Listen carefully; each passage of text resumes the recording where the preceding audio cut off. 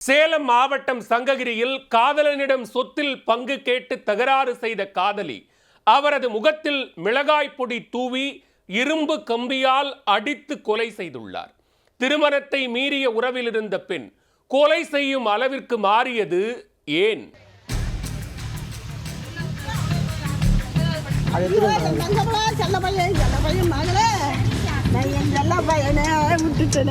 எங்க அப்பாவை கலைவாணிங்கிற பொம்பளைதான் அடிச்சு இப்படி கொண்டுட்டாங்க.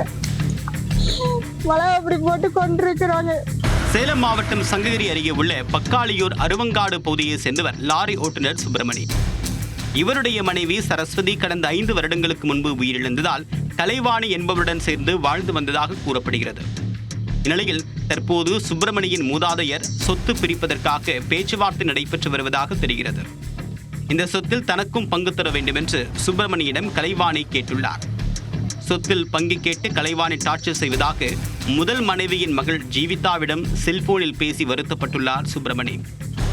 இந்நிலையில் திங்கட்கிழமை அதிகாலை மீண்டும் சுப்பிரமணிக்கும் அவருடைய காதலி கலைவாணிக்கும் இடையே சொத்து விவகாரத்தில் தகராறு ஏற்பட்டுள்ளது. இதில் ஆத்திரமடைந்த கலைவாணி வீட்டிலிருந்த மிளகாய் பொடியை எடுத்து சுப்பிரமணியின் முகத்தில் வீசியிருக்கிறார். இதில் நிலை குலைந்து போன சுப்பிரமணியை இரும்பு கம்பியால் சரமாரியாக தாக்கியிருக்கிறார் கலைவாணி.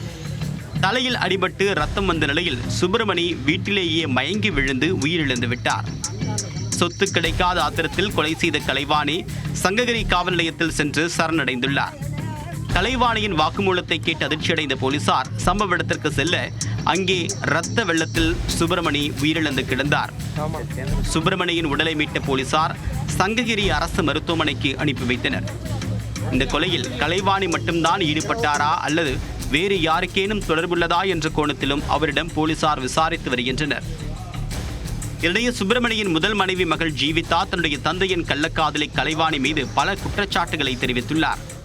அந்த சொத்து வேணும் தான் கேட்டுட்டு இருந்தாங்க. போன வாரம் கூட எங்க அப்பா எனக்கு போன் பண்ணி சொன்னாரு, இப்படி எல்லாம் டார்ச்சர் பண்றாங்க, என் பொண்ணுக்கு நான் தரேன்னு சொன்னேன், அதுக்கு வந்துட்டு அதெல்லாம் நீ பண்ணக்கூடாது அப்படின்னு சொல்லி எல்லாவும் நான் இருக்கிறேன் அப்படின்னு போன வருது எனக்கு சொல்லி பொண்ணு இருக்கிறாரு.